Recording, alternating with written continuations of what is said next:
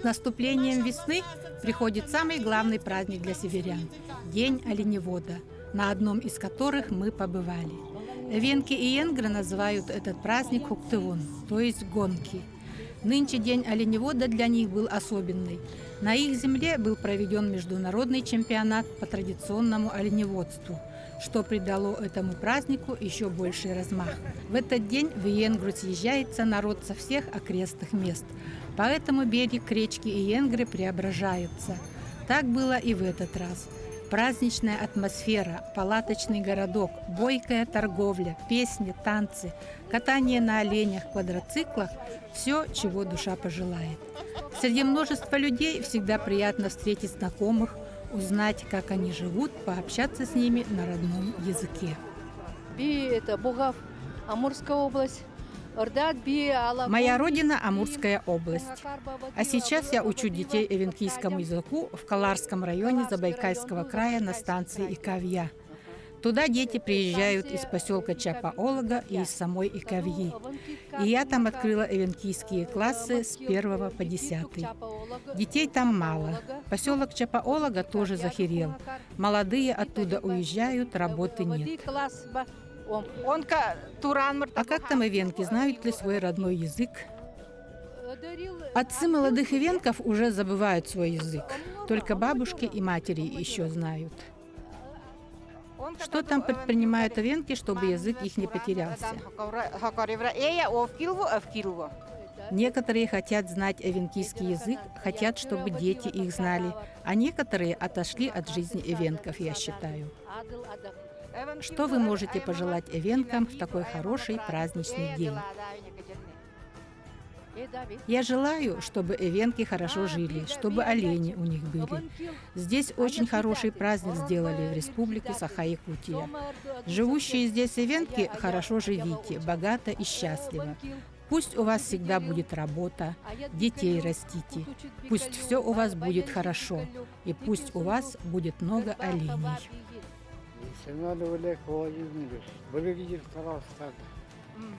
Олег Владимирович, с какого времени вы пасете оленей? С малых лет живу с оленями, с детства.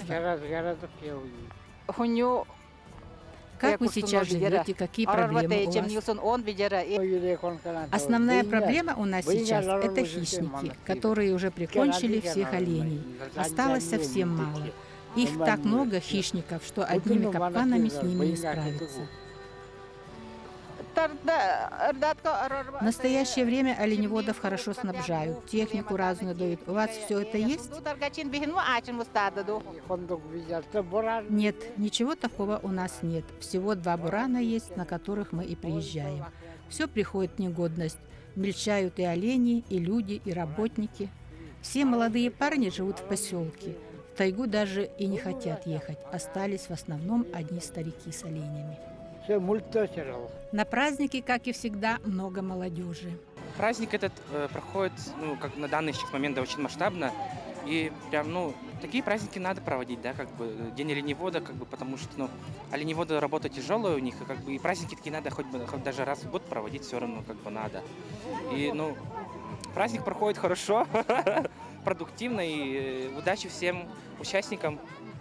День оленевода в Иенгре – место встречи эвенков из разных уголков нашей Якутии. Хочу высказать большое уважение и благодарность нашим сородичам, жителям Иенгринского наслега, за то, что они взяли на себя такую огромную ответственность принять гостей такого масштабного форума.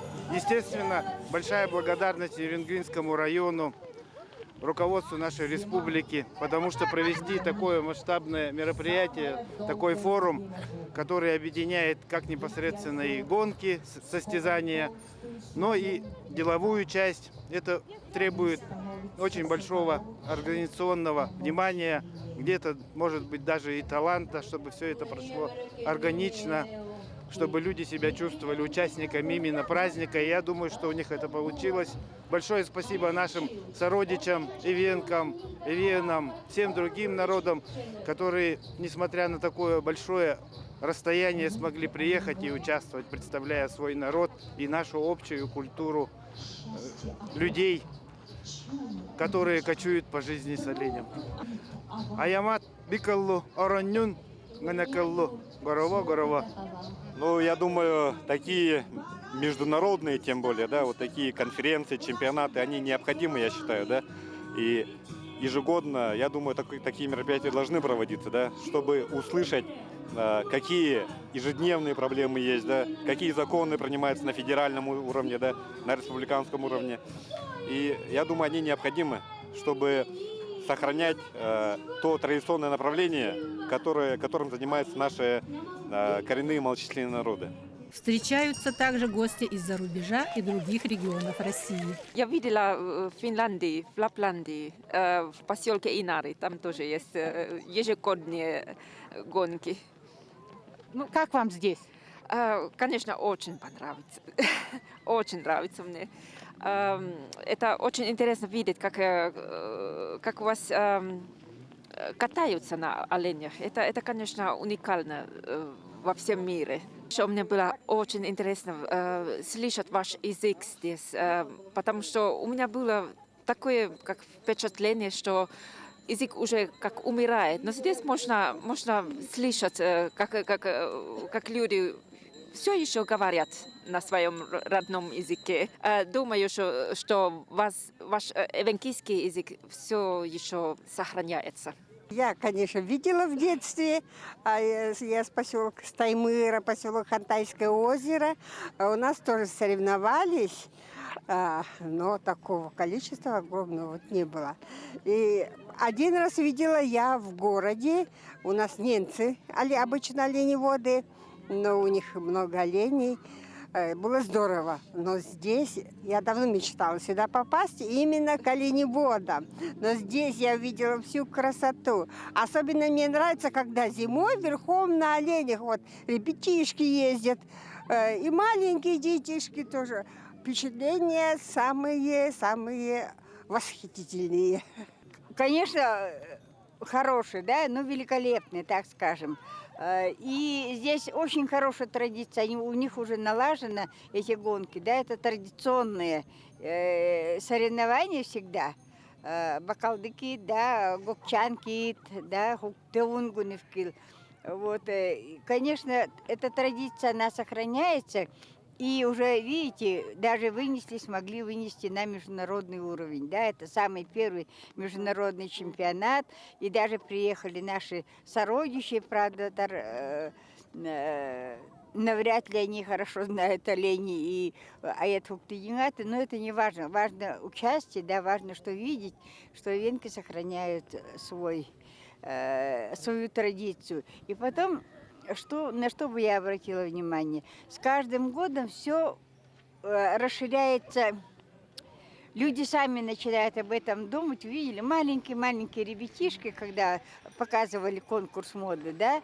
Там вообще ребеночек спит, а он весь в национальной одежде. Потому что лет 10 назад мы бы такого не увидели. А сейчас вот люди специально готовятся к этому дню. Что значит костюм детский шить, да? Это же очень тяжелый труд. Это надо убить, поймать, выделать, ничего, да, улли, да. Это же очень сложно, да? Это такой длительный процесс. Его даже за полгода не сделаешь. Так что об этом вот люди думают и к этому готовятся, им это нравится. И видели в палатках, да, сколько там они все везде у всех приготовили, свои сувениры, свою традиционную еду. Так что это очень, очень хорошо. Я всех поздравляю, очень рада. Он килы дуает биктин, араштин сокотел балдидектинаят. В Венгрии самые главные люди – это оленеводы, которые раз в год приезжают из своих стойбищ в село, чтобы встретиться с родными, друзьями, чтобы поучаствовать в оленьих гонках, показать и себя, и своих оленей. В этноцентре Эян состоялось чествование оленеводов. Были накрыты праздничные столы с угощением, был показан концерт для них, их поздравляли и награждали. У всех собравшихся было прекрасное настроение, которым мы воспользовались и поговорили и с гостями, и с оленеводами. Да, сейчас идет у нас встреча с оленеводами, южной Якутии, можно сказать, по южной зоне нашей. Это к нам приехали оленеводы с Алданского района, с Алётинского района. И еще к нам приехала очень большая солидная делегация с Семиконского района. Ну а в целом по организации мы привезли здесь для участия оленей с Алётинского, с Алданских наших оленеводных хозяйств, которые олени будут участвовать в этих соревнованиях, потому что очень много участников приехало без оленей из других регионов. Поэтому мы вот обеспечили 20 оленей привезли с Алётинского района, и с Алданского района 20 оленей привезли.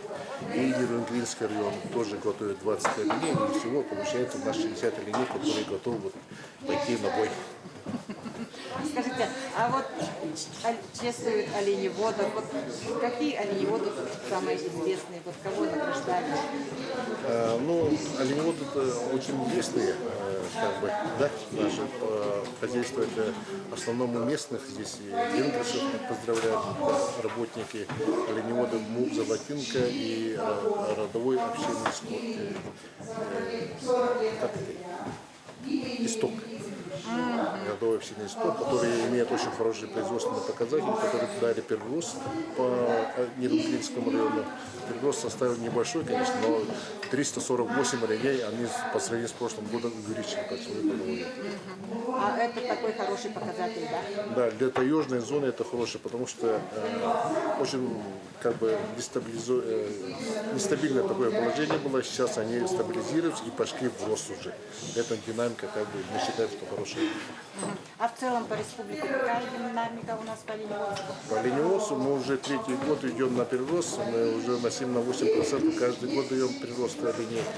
Это, можно сказать, единственная отрасль по сельскому хозяйству, где мы стабильно даем прирост. Поэтому в целом и Арктика, и Южная Якутия, и горно-таежные зоны в последние годы в этот механизм поддержки с республиканского бюджета дает свои плоды. У нас олени хорошо живут. Вот только весной, когда начинается отел, их гоняют старательские собаки. Собак очень много. Каждый год говорим, чтобы их убирали, но все бесполезно. Оленей гоняют, оленят давят. Старателей очень много вокруг, всю землю разворочили. Старатели как это и аду? Старатели работают на ваших землях, что-нибудь вам дают? Старатели нам ничего не дают, не помогают, никак к нам не относятся. Только землю нашу разворотили, и олени из-за этого гибнут.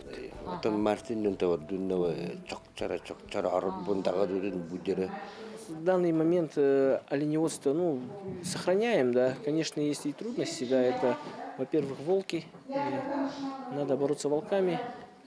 Хорошо, что наше правительство, да, во главе нашей главы Айсена Сергеевича, да, поддержали и в этом году сделали субсидии 30 тысяч, да, мы очень рады к этому. И оленеводство у нас сейчас в данный момент сохраняем, есть плюсы, приплод чуть-чуть сохраняем, да, оленей там сейчас в данный момент насчитывается голов около 2700 голов оленей. Помимо этого, наше хозяйство еще занимается звероводством. Из далекого Ирбагачона со всей своей семьей приехал на чемпионат Никита Сычогер. Он является председателем родовой общины Илэл, и мы поговорили с ним о житье-бытие катанских эвенков. У нас район полностью подпадает под промышленную разработку, то есть у нас нефть и газ, то есть конфликт интересов, там закон приняли, но сделали некоторые исключения, которые позволяют именно промышленникам вести свою эту хозяйственную деятельность. Но, как пообещали, надо сначала принять этот закон, а потом мы внесем поправки. Надеемся, что эти поправки будут внесены. Мы немножко с традиционным хозяйством разобрались, там общины, да, общины. А как вообще там с языком? Население как относится к своему языку? Разговаривает ли на нем? Да, в районе, с языком очень тяжело. Обстановка такая, что нету учителя даже в средней школе, да. Есть факультативные такие занятия, где могут ученики прийти и там что-то для себя, да, почерпнуть. полностью в рамках вот ивенкийского языка такой пробел огромный. И я вот считаю, что надо как-то вносить в образовательную, да, программу, где проживают компактные венки, обязательно, чтобы был учитель ивенкийского языка, чтобы была ставка конкретно. Можно было бы обучить даже студента своего же и отправить в тот же институт имени Герцена.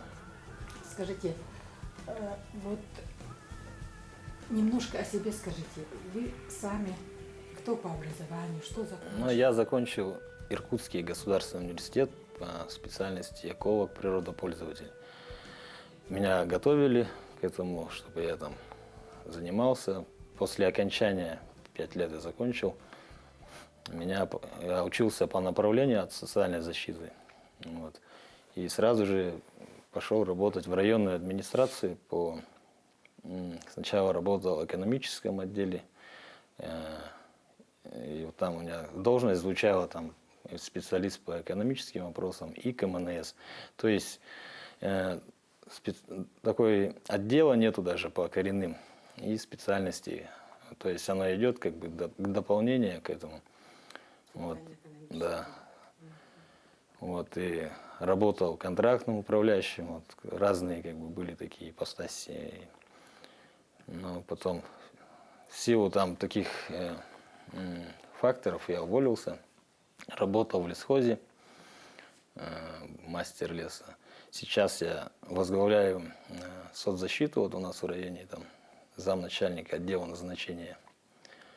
Тоже у нас по линии соцзащиты есть поддержка такая, это оплата обучения студентам из числа коренных. И проезд, мы оплачиваем проезд до места учебы и домой. Вот. Также мы предоставляем поддержку общине. Там, конечно, суммы такие небольшие, но все равно. Да. Вот. Покупка одежды и продуктов питания. То есть мы там собираем, председатели общин собираются, и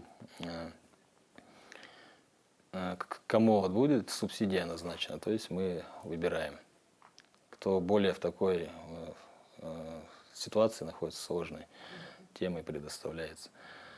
Вот. И как бы везде есть как бы поддержки и по линии администрации, соцзащиты. С Минсельхоза вот у нас по 400 тысяч дается для общин. То есть общины, которые участвуют, они получают эти средства, закупают технику для охотников.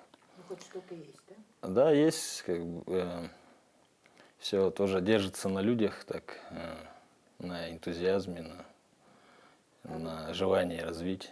Среди оленеводов есть молодые? Да, есть. Вот приехали Каплин Андрей, Сычогер Степан, вот они,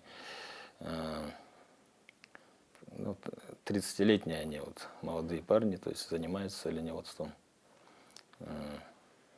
Приняли от отцов. Вот. Есть вот по соседству Красноярский край у нас, можно было, вот есть Суринда, там поселок такой, и тоже мы разговаривали, вот когда я работал в администрации, что купить-то оленей там и пригнать их, да, даже можно вертолет нанять. Как бы. Вот, и я думаю, если купить поголовье, стадо, да, оленя, и также распределить среди вот оленеводов, мне кажется, все равно будет какой-то толчок и развитие оленеводства. Ну хорошо бы. Все-таки Красноярский край-то издавна был оленеводческим же. Ну на это же нужны деньги. Да, нужны деньги. Ну, сейчас различные гранты вот есть, можно участвовать, как бы тоже это время, это все надо заниматься этим. А вот кто будет этим заниматься, если не вы? Да, надо вот, будет ставка вот, в районной администрации, конкретно отдел можно было бы работать. Ну, вообще, чтобы работа какая-то шла, чтобы язык развивался, шел как-то это все. Ну, это надо все... Нужен лидер, Да, лидер нужен. который взял бы в свои руки, пусть сначала на общественных началах, предположим, да, который бы начал заниматься всем этим. Потому что само по себе ничего не появится, кто-то должен народ расшевелить, правильно? Как-то их заинтересовать, потянуть за собой. И вот хотя бы то, что вот проводятся разные чемпионаты, предположим, к совещанию, это все же дает много. Вот вы приехали сюда, вы что-то для себя подчеркнули? Ну, да, я подчеркнул. Я вот впервые увидел эти оленные гонки. Вот у нас проходят, но там порядка 5 упряжек всего там могут набрать. А здесь это зрелище такое, дух, состязание. Как почерпнул, что семьи, да, оленеводы встречаются с таким хорошим настроением, они заряжаются вот этой энергией. Для маленькой Иенгры во время проведения таких больших мероприятий палочкой-выручалочкой становится интернат, где живут дети оленеводов и дети из малоимущих семей. В интернате всегда чисто, опрятно, уютно и кормят детей очень хорошо. В этом мы сами убедились. Как и некоторые гости, мы тоже жили в интернате и времени не теряли даром, работали и там. Сам интернат находится при школе, которая является одной из старейших школ в Нерюнгринском районе и которой недавно исполнилось 95 лет. Школа носит имя легендарной женщины, известного лингвиста, этнографа, тунгусоведа Глафиры Макарьевны Василевич. И как раз в это время здесь состоялась презентация документального фильма о ней. А мы встретились с директором школы Оксаной Владимировной Поповой. У нас школа рассчитана на 280 мест, но в связи с тем, что у нас рождаемость упала, и поэтому у нас на сегодня 142 ученика. Школа занимается, она общеобразовательная, и поэтому с изучением родного языка. У нас 3 часа в учебном плане родного языка, то есть 2 часа родного и 1 час литературы. Как мы развиваем родной язык, поскольку сейчас дети же не говорящие. И поэтому для того, чтобы они начали говорить, в этом году мы часы родного языка отдали учителям родного языка, вернее, учителям начальных классов. Для чего? Для того, чтобы они на каждом уроке говорили. То есть такая обыденная речь. Бытовая речь, да? То есть зашел, вышел, как бы так. Для чего? Для того, чтобы они пробовали на язык, этот язык венкийский. Потому что если нету среды, значит и языка и не будет. Поэтому все мероприятия мы проводим на венкийском языке. Начали с чего? С перевода песни «Катюша», который посвящен 9 мая. Решили, что надо опробировать на детях. Дали переводы детям, чтобы они сами сделали переводы любых песен, тех, которые, современные песни, которые им нравятся. И сделали, в общем-то, большой конкурс. И таким образом через мероприятие мы развиваем язык. Кроме этого, значит, какие у нас планы? План у нас давным-давно был, но мы хотим осуществить этот план. То есть Надежда Брыловна Дымбрылова, когда была директором, а я была заучем, и у нее зародилась идея из этой школы сделать агрошколу. И поэтому с этой агрошколой мы с этой идеей уже много-много лет носимся. Почему делаем, почему идея такая появилась? Потому что наши дети занимаются в оленеводстве. То есть на каникулах они ездят в оленстада, работают там. Кроме этого, в селе у нас есть звероводческая ферма. Тоже наши дети там работают в летнее время, зарабатывают деньги. И поэтому я так думаю, что мы должны это сделать каким-то образом. Школа у нас очень хорошая, дети у нас очень добрые. Была пандемия, когда они очень скучали по школе. Потом у нас были в этом году, поскольку морозы были очень страшные, да, и поэтому несколько дней мы не учились. Они не могут без этой школы, поэтому все рвались, звонили: давайте мы будем учиться, никаких у нас актированных дней. Я поэтому очень рада, что у нас дети любят нашу школу. В школе имеется свой очень интересный музей, где собраны экспонаты, рассказывающие о жизни и быте, о традиционных занятиях и верованиях, о национальной культуре эвенков. Ведь каждый человек должен знать своих предков, свои корни.